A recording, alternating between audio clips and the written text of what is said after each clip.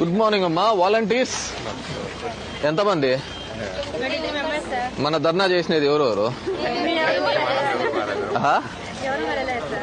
ఇది కమిషనర్ ఉన్నారా? అసలు మీకు అప్పుడు ఇచ్చేటప్పుడు ఏం చెప్పినారు? 50 ఇండ్లకు సంబంధించి మనం చేయాల పని అని చెప్పినారు. అవునా? 50 ఇండ్లకు వాలంటీర్ గా. దీనికి ఏమో ఒక రూల్ బుక్లే, ఒక ఎగ్జామ్లే, ఏందిలే అని చెప్పేసి తీసుకోవడం జరిగేది. మీ వాలంటీర్లకు అందరికీ చెప్పాలా వాళ్ళ పని ఎంతో తెలుసా? వాళ్ళకేం ఊరికనే పెంచుతానారు అనేది ఊరికనే ఇవ్వలే. వాళ్ళు ఒక 60,000 కట్టినారు బండికి. బండి కావాలి అంటే 10% కట్టాలి. బండి వాల్యూ ఎంత? 6 లక్షలు. 6 లక్షలే కదా? 5,80,000.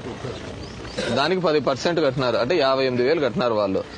కట్టిన తర్వాత గవర్నమెంట్ 60% సబ్సిడీ ఇచ్చింది. 3.5 లక్షలు సబ్సిడీ ఇచ్చింది. 3.5 వచ్చేది 3.5 లాక్స్ సబ్సిడీ ఇచ్చినారు.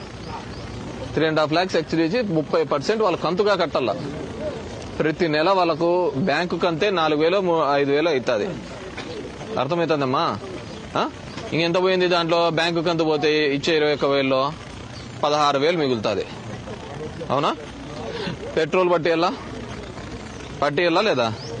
బండి ఈ రోజు కాదు, 6 ఏళ్ల వరకు ఉండేది బండి. దాని మెయింటెనెన్స్ ఉంటుందా? ఇక్కడ చెత్త ఎవరన్నా తోలుతున్నారా? చెత్త బండి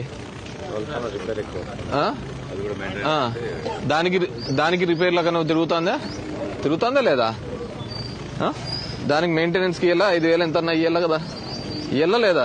పెట్రోల్ కి దీనికి కలిసిన 5,000 8,000 పైకి అవుతుంది. అవుతుందా లేదా? అవుతుంది కదమ్మా. అయిపోయిన తర్వాత ఇంక మిగతా ఏముంది ఉంటుంది? 50 కేజీలు మూట ఎత్తాల. ఎవరు ఎత్తుతారు? నువ్వైతే ఓ పుస్తకం పెట్టుకుంటావు, ఓ ఫోన్ పెట్టుకుంటావు, అది పెడతావు, అయిపోతుంది. 50 కేజీలు మూట ఎత్తాలంటే లేబర్ పెట్టాలా.